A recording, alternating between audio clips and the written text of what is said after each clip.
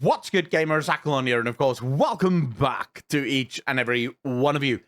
This is long overdue, I know, but I was busy with other things, so I'm not going to waste too much of your time. We're going to get straight into it. Before we can even watch the cinematic, we have to talk. There's been a lot of conversation around this cinematic, and there seems to be two camps of this cinematic. The one camp absolutely enjoyed the cinematic, really loved it.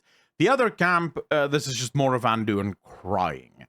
I am kind of in both of these cinematics, but I'm more in the first camp than what I am in the second, insofar as I loved the cinematic, but I fully understand why the second camp exists and why they feel like this is just more of the same. The problem that this cinematic suffers from is the last 4 years of really bad writing.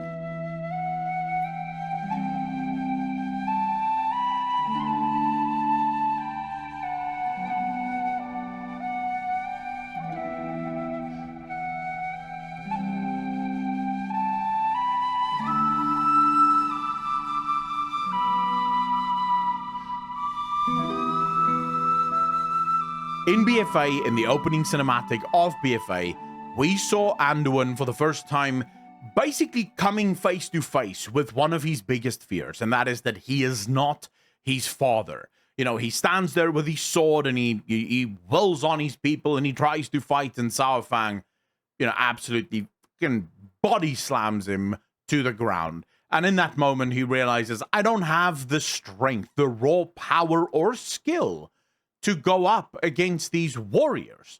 Why? Because that's not who I am. I am a priest, and I should be a priest. I am not my father. And everyone had that moment. That was an amazing moment where he heals his people and he says, for the Alliance. And everyone thought this is the moment. The problem was, very next cinematic, Anduin is back to his crying ways, back to his self-doubt and his crippling issues with his father. And that has been the story of Anduin for the last 4 years. It's like Blizzard emotionally froze Anduin in time, and they brought him out every single cinematic that they needed a deep emotional moment. They would bring him out. The problem is that stopped working around the third cinematic. At that point, people were like, dude, come on, please. This is just what? You need to move on. You know, the meme sort of started around Anduin, and then people calling him Manduin in BFA, where he had these tears of joy in his eyes. But again, there was an actual meaningful subtext that was taking place in that cinematic, and I thought it was a really good cinematic. But then Blizzard sort of played into this. They kept playing into this, and now Anduin can almost not escape it. This cinematic, however, I think breaks from that in a very real way, because we're not just seeing Anduin in tears in the cinematic. We're also seeing Anduin angry.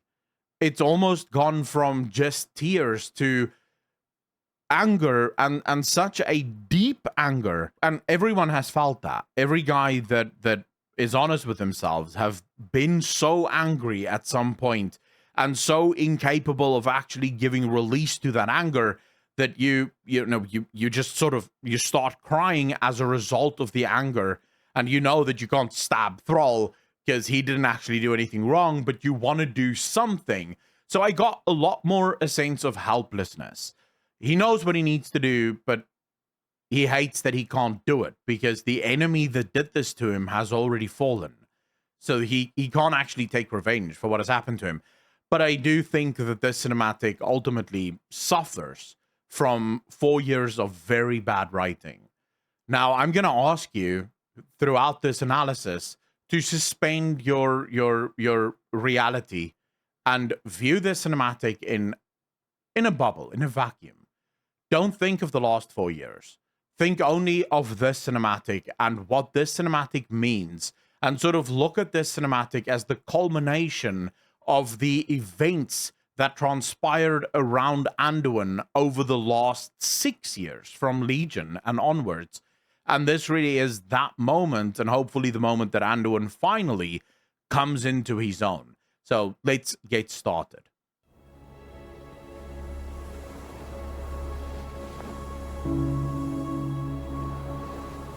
The first thing I want you to note is very interesting use there of focus. First, focusing on the little brush right here, showing us that this is a barren land that they're in. Obviously, we don't know yet that they're in Silithus, but it shows that this is very barren. Almost nothing grows here. And you have Anduin just sitting there, the wind blowing. But the big thing here, look at Charlemagne. The light within Anduin is dead. It's gone. Remember, Charlemagne responds to the light within a person. So the fact that Charlemagne isn't responding anymore suggests that either Anduin has shut himself off from the light, or the light has shut Anduin off from its source. We don't know exactly how the light chooses its champions or how champions choose the light, because we have so many conflicting pieces of information. Some of the lore seems to suggest that anyone who prays to the light will be granted the power of the light. But then we have Arthas, for example, in the whole story of Arthas' childhood, where Arthas struggled for years to try and get the light to answer him. No matter how devout he was, no matter how hard he tried, the light would just never naturally come to him, and it actually forms part of his downfall. So there's sort of conflicting. We don't know how the light chooses the champions. All we know is that Charlemagne, as it stands, is not active.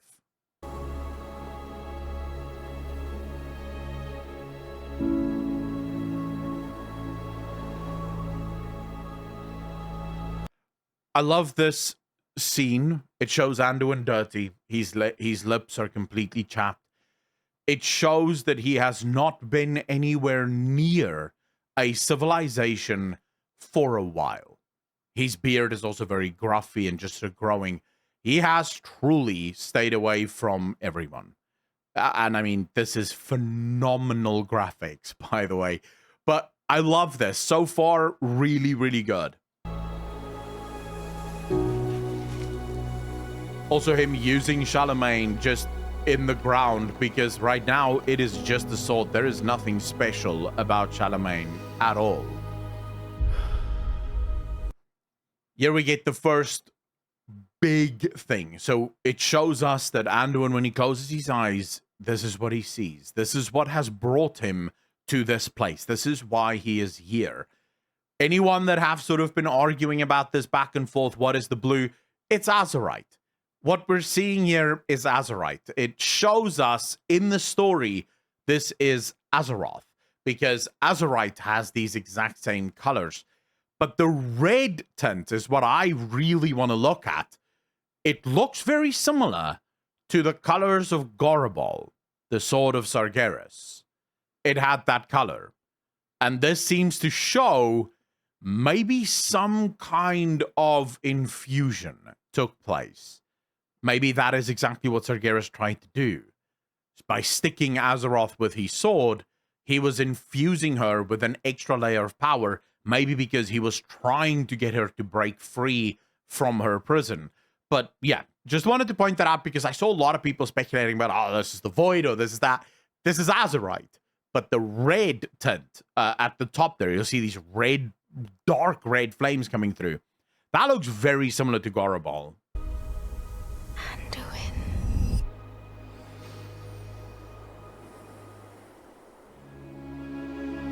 Obviously, she knows his name because they've spoken before. She's shown him a vision before, if you don't remember.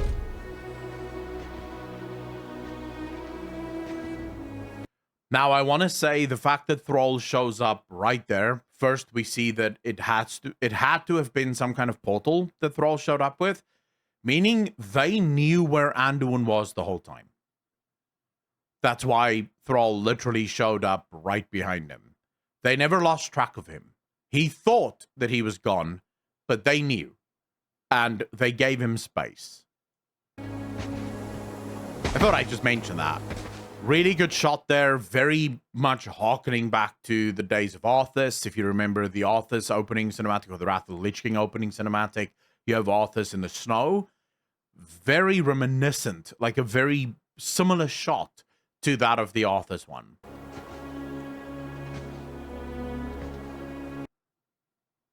You can see your Anduin's almost disgust at the idea that Thrall would be here. He wants to be left alone. He wants to be... He wants to figure himself out. And he knows why Thrall is here. He understands what Thrall is doing here. And it almost annoys him.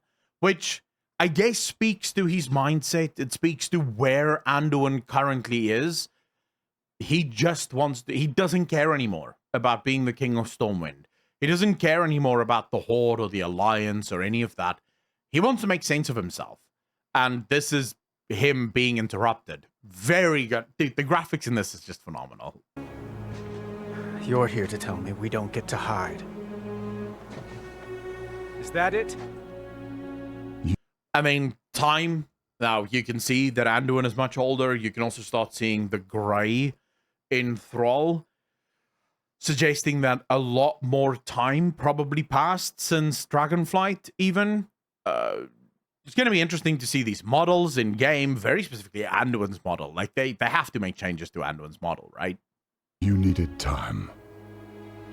We stayed away. There you go. Thrall now just confirming. You needed time, we stayed away, but we never lost you. We knew where you were the whole time. But time by itself heals nothing. That, I think, is probably one of the strongest lines here. And remember what Chris Mason said before the cinematic even started. Chris Mason told the players, sometimes an epic story starts very emotionally.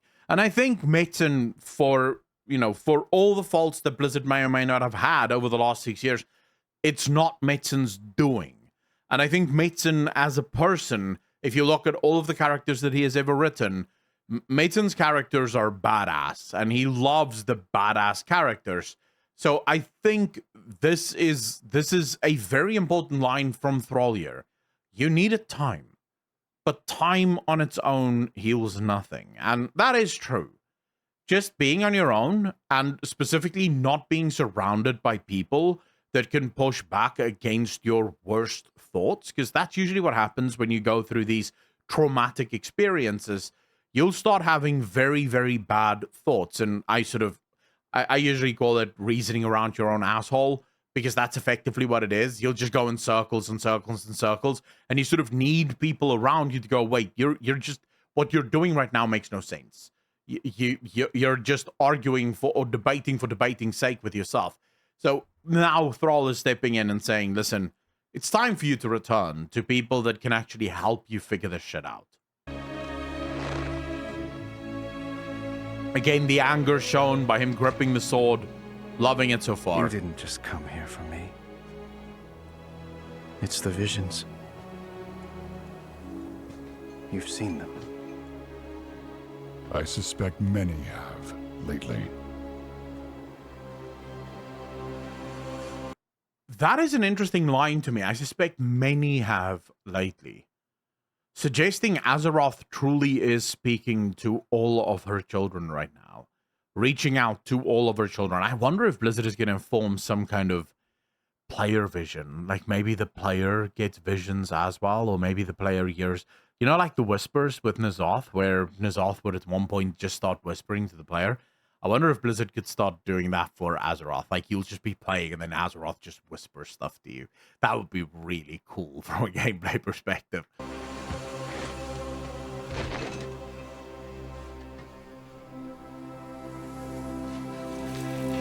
Something, someone, is calling out from the heart of the world.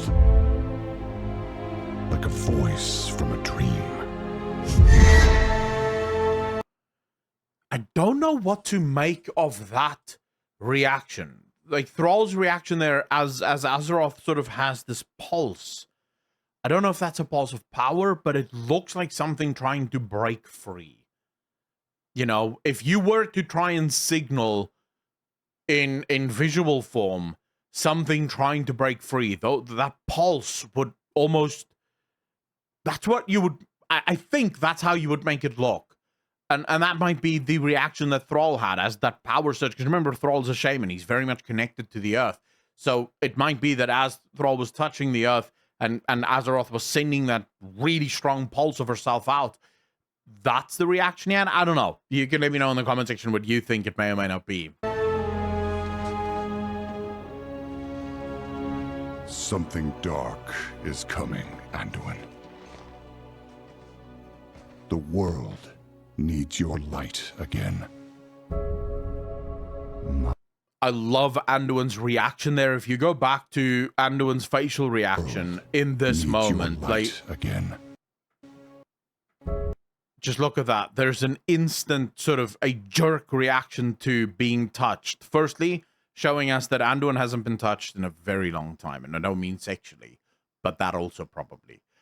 He hasn't had people around him for a very long time, so the touch itself is startling to him.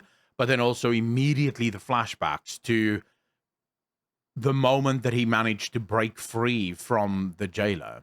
My son.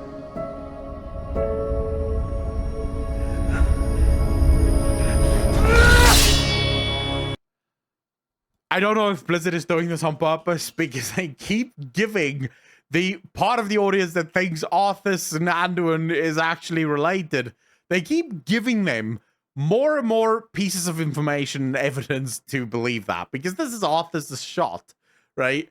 The only difference was in Arthas is there was also a lot more of a focus on the blade, but this is the same shot. But you can see the anger from Anduin here, and I do again. I want to reiterate. I get why some people hate the fact that Anduin is just consistently crying about stuff, but in this one, Anduin's tears truly are tears of anger. They are not tears of sadness or him doubting himself. He is angry because he wants to kill someone. He wants to take revenge for what was done to him. But who? Right? The one who did it to him is dead. So this is him lashing out at the only person that is standing in front of him at the moment. And he knows he can't do anything about it. So I almost look at those tears as tears of frustration rather than tears of sadness. I am not that person anymore! I have no light. And now he says, I have no light. Remember, you can see it in Charlemagne as well. There is no light there. But we still don't really know why there is no light. Not after what I've seen. Not after what I've done. What I think is very interesting here, he's speaking to the one person that would understand this better than anyone else. Thrall. Because this is very similar to what Thrall went through. After Garrosh and the things that Garrosh had done, and after Thrall had to kill Garrosh, this was Thrall, right? This is the conversation that Saurfang and Thrall had all the way back in the Grand. So you can see that Thrall understands what Anduin is going through.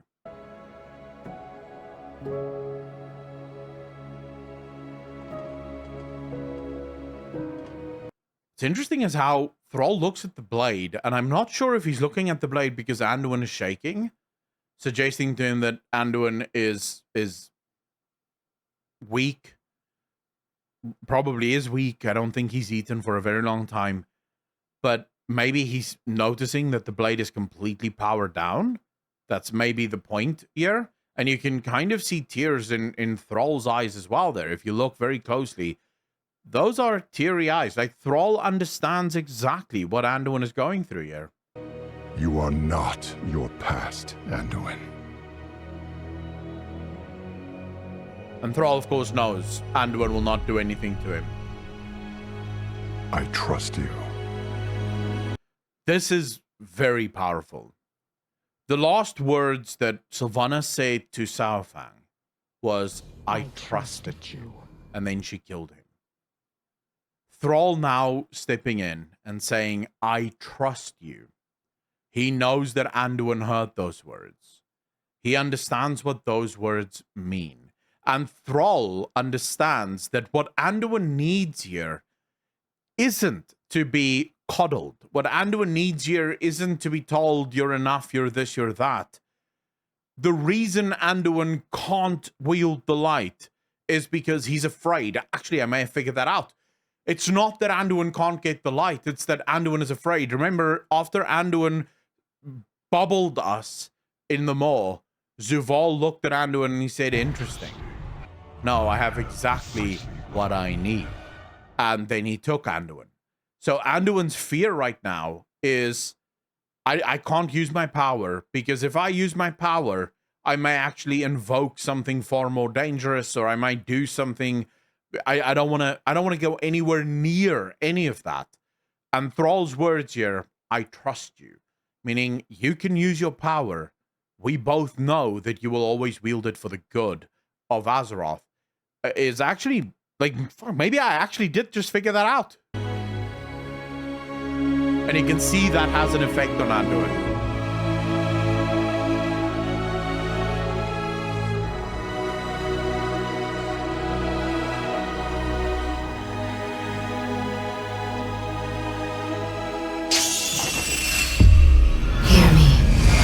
Again, we see the explosion of power. Azeroth trying to break free, and those words, hear me.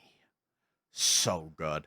I wonder what the screech was before that. Was it just meant to show us that they're about to or something, or?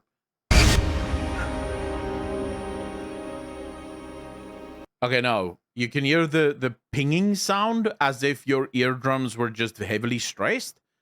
Suggesting Azeroth may be very powerful, by the way, boys, because just her speaking gives people pause. It sort of breaks you in your moment, and it leaves a ringing in your ears.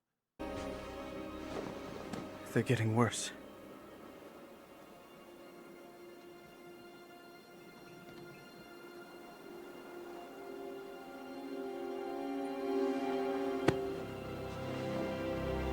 Look. Whatever's coming, I'll stand with you. Of course I will. Now, here is what I will ask Blizzard, and I ask this as sincerely as possible. Let this be the turning point for Anduin. Let the next cinematic that we see from Anduin not be him once again backsliding into his doubt. This is it. You could see it on his face here. He's done crying. He's going to stand up now. It's time for him. Of course I will. Because that's my job. I will save Azeroth no matter what. Let this be the turning point, and let us see some character progression from Anduin now. Please. But we were drawn here by the voice. Who is it, Thrall? Who's calling out to us? I'm not sure yet. I think they both know that it is Azeroth, or they have an idea that it is Azeroth. The problem is that Azeroth has never spoken to any of her children. This is the first time. Who has spoken to their children many times is the Void. The Void speaks often, and it speaks, quite frankly, to just about everyone. So it may be that Thrall has an idea. He knows that this comes from the center of the earth, and as far as I know, canonically, most of the heroes know that Azeroth is an actual Titan, is an actual being. That is canonical. I think the only reason Thrall isn't willing to say this is Azeroth is because he can't be sure that it isn't something else. So they both kind of know who's speaking, but they can't be absolutely certain of it. I love this shot. I love this. But that sword was aimed at someone. But that sword was aimed at someone. Obviously, we've been harkening on about this sword for so long. And you know that Blizzard knows this. And this cinematic, even though most of it is very emotionally charged, it's very heavy cinematic, it ends in one of the most epic ways possible with that pan. That sword was aimed at someone. Or at something, I think he said. Did he say someone or something? But that sword was aimed at someone. At someone. It is big, boys. I mean, it is huge. It is powerful. And that right there, that last 10 seconds of that cinematic, I think is where all of the hype came from. In 10 seconds, Chris Metzen managed to do what Blizzard have failed to do in many, many minutes. He's managed to get players excited for what is to come. The war within. We're going to have speculation in the future about what those names mean and where those names come from and what those names could potentially point to. But for now, I'm going to stop wasting your time. Thank you so much for watching. Hit the like button if you like it. Also, subscribe over on Patreon. $1 a month gives you access to everything on the channel for no sponsorship. So that's why you're giving it. $1 a month, no sponsorships. And there's some artwork for you every month, just as a bit of a thank you. But I really want to thank you from the bottom of my heart. Ladies and gentlemen, as always, be kind to each other, be good to each other. I'm going to get out of your hair. Peace.